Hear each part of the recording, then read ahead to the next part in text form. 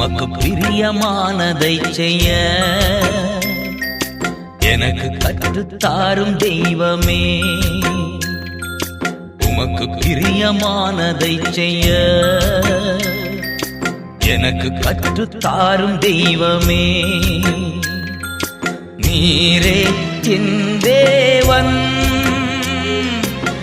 நல்ல பரிசுத்த ஆவியானவர் செம்மையான வழியிலே நடத்த வேண்டுமே.